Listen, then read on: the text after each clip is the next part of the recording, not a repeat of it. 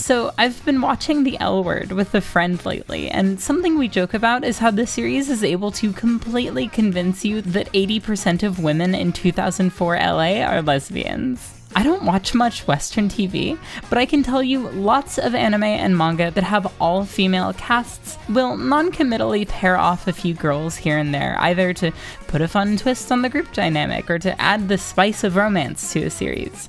These works are fine for being what they are, but it's easy to long for a work where you know the vast majority of its characters are capital G gay. That's one of the many things I adore about School Zone, a criminally under-discussed Yuri comedy. Because this web manga is ongoing, I'm gonna keep things brief. I want to get as many people in the door as possible because I know it'll land with wider audiences than it currently has. More than anything, consider this an awareness, if you will. Though it's an ensemble affair through and through, School Zone's No, not that School Zone. Ugh, I can see why 7 Seas localized the title as School Zone Girls. Though it's an ensemble affair through and through, School Zone's nucleus lies within the duo of Yokoi Rei and Sugiura Kei, who have been attached at the hip since junior high. While her natural beauty has made her fairly popular, Rei is one kooky bitch who can be a nuisance even to her friends. Meanwhile, Kei is much more even keel, albeit with a bit of an unapproachable demeanor, taking up the role of Rei's keeper. Despite their surface-level differences, it doesn't take long to see that the duo are quite similar. Primarily, they're both dumb as shit. Yeah, what first comes off as a fairly typical, if well-executed bokeh tsukomi routine is in truth a friendship predicated on mutual dumb guy-isms. They spec in different directions, though. Rei is brash and capricious, whereas Beyond Kei's guardedness is an oblivious klutzy streak. They make Tomo and Yomi look like card-carrying Mensa members. Oh, also, Rei is head over heels in love with Kei. Initially, as the secondary and tertiary cast is gradually introduced, their dynamic plays out in chapters that are at times merely just 3 or 4 pages long, just enough time for a good clean gag. And dog, this manga is so fucking funny. You know when you're hanging out with a group of friends, in person, in a group chat, whatever, and you just start going back and forth on a bit, and as it keeps rolling, it gets more and more outlandish? School Zone personifies those in-jokes, and then gives them depth.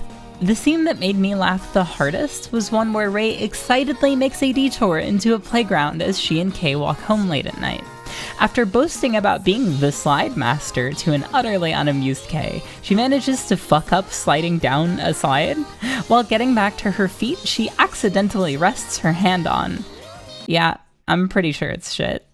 This escalates so fast, though, because she just can't bring herself to accept the possibility that it's shit, the possibility that she's been made a shit toucher, so she leaves her hand there as she internally works through either outcome of the Schrodinger's cat scenario. Then, like 2 chapters later, we learn a totally different character's serious, brooding monologue was completely derailed by overhearing the duo shouting about poop. Good stuff. When I said School Zone gives that kind of friend group riffing depth, here's what I mean. There's a chapter early on where Rei invents a ghost supposedly haunting the school that she keeps making more and more outlandish. First, that she resides in the bathroom like Hanako, then that she likes hard candy and is 5 meters tall, and that if you see her, she gives you ghostly anal prolapse. I promise this manga isn't just butthole jokes. These are the only 2, I think. They just happen to be some of the funniest to me. I'll gladly be bathed in whatever light that casts upon me. The depth to this ass ghost is that this scene also locks into place the detail that Kei is horribly afraid of ghosts, which becomes a major plot point some 50 chapters later. In addition to the concepts and dialogue, what elevates these gags to the next level is how much of a mastery author Ningyao has over facial expressions. I've really only ever seen such goofy faces still carry this much depth of emotion in, like, Tails Gets Trolled. I'm not even joking. You rarely see characters repeat faces, too. Because chapters are so short, a lot of visual information is packed into each panel to get the point across efficiently, and without such expressive characters, this would be so much harder to sell.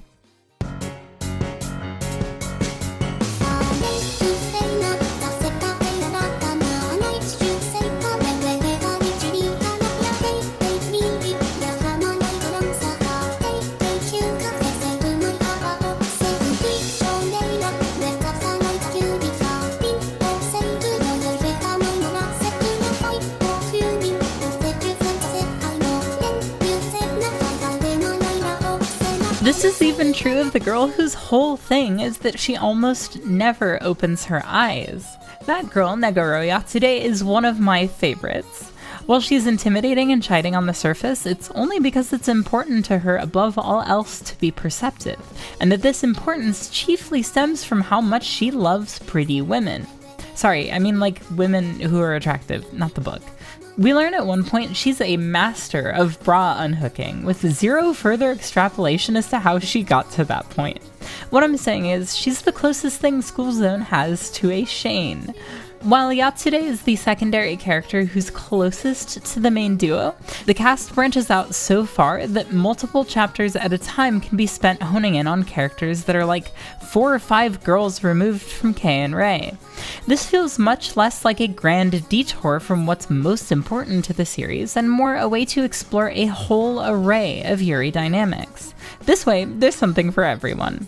My other favorites in addition to Yatsude are Matsuri Fuji, the freak goblin with an admiration crush on the cool One-san type, who works at an arcade she frequents. Fuji is 100% Soulsborne fucker. And Yamashiro Kaname, the Gyaru. Kaname might be my absolute favorite, or at least the character I find the most compelling. She uses the typical Gyaru exterior as a facade that allows her to disarm the people in her life, so she can hold all the cards in every scenario. That's not to say that she's conniving though, she just wants to have a good time, even if her definition is a bit twisted. What I like so much about her is that her exterior isn't at all untrue. It's not a character she's playing, it's just as true to who she is as what goes on under the hood. That duality and how she interacts with the other girls is something I don't think I've quite seen elsewhere, not in the same way. That's true of much of the main cast, honestly. They're character types who are easily recognizable, but take a while to truly understand, especially in their interpersonal dynamics, to the point where I genuinely cannot guess where endgame lies for most of these girls, because romance underscores so much of their individual relationships.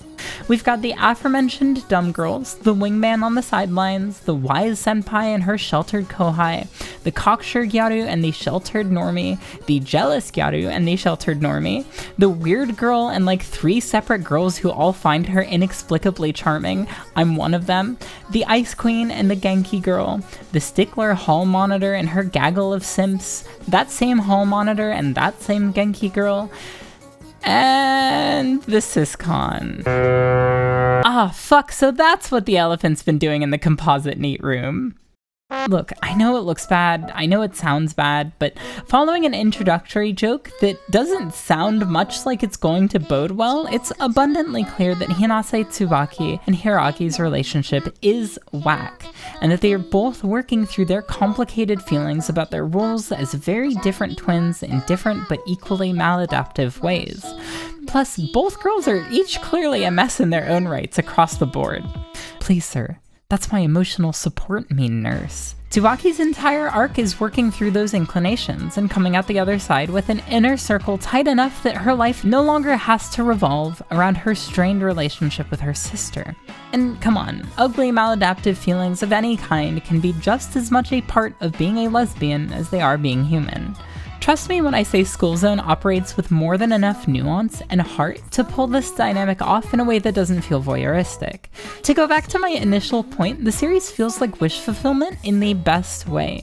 An artist saying there are all these dynamics between girls I care about and think are fun or want to see, so I'm going to put that energy out there. It really comes off like it's made by someone who truly loves women and loves Yuri in a very holistic manner. It's infectious too, in such a fashion that smooths over any confusion with how breakneck it can be in fits and starts. However, the pace does cool down as things progress. Around 50 chapters in, which is only like an hour or 2 of reading at most, I'm not trying to, it gets good 30 hours in you, the manga really grows into itself as you start to see what a living, breathing world it is. Which is a huge relief because I fucking hate having to write about why things are funny. The amount of thought put into School Zone's world is bananas, from the consistency and layout of all of the locations, even the ones you see just a few times, to just how much you can glean about characters from offhanded remarks or jokes that either wind up at the forefront later on, or subtly color your perceptions of them. Like, right at the end of the first volume, we learn that Kei has a sister. and she's stacked. And then like 40 chapters later, she becomes a pretty consistent background element, playfully domineering over Kei in typical big sister fashion. Oh, and well into their arcs, Ren and Hiragi have a homeroom teacher who's stacked and kind of seems to have something going on with the layabout nurse. I have no idea where that one's going, but I hope we get to see more of it. As mentioned, Ningyao's greatest asset as an artist is facial expressions, but that's not just used for comedy. When things do get more serious or sentimental, the looks on these characters' faces is what really drives home the pathos. The best example is how much this manga adores the blurred intersection where casual intimacy meets romantic tension.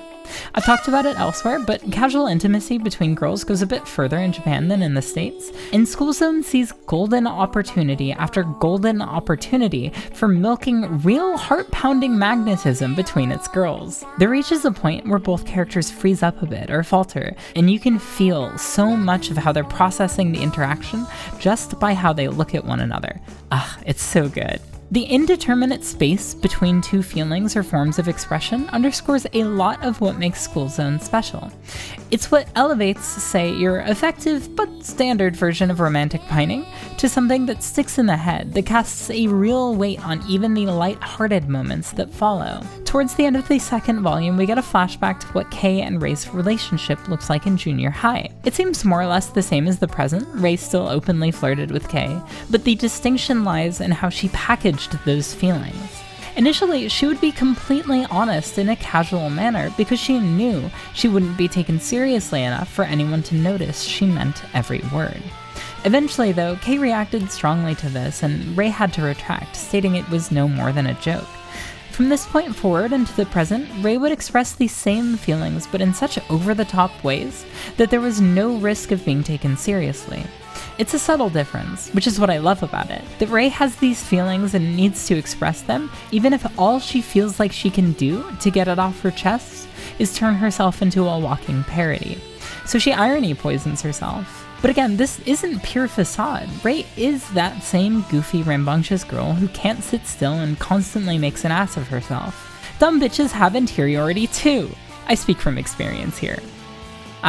Just where Rei and Kei's relationship is developing, you'll have to read on and learn for yourself. School Zone is being scanlated by Micropen and is almost completely up to date, but if you choose to read the scans, I highly recommend supporting the series by scooping up each volume as they're put out by 7 Seas in edition. I'm really hoping this series takes off. I'd love to see an anime adaptation, especially with how striking all the color pages are.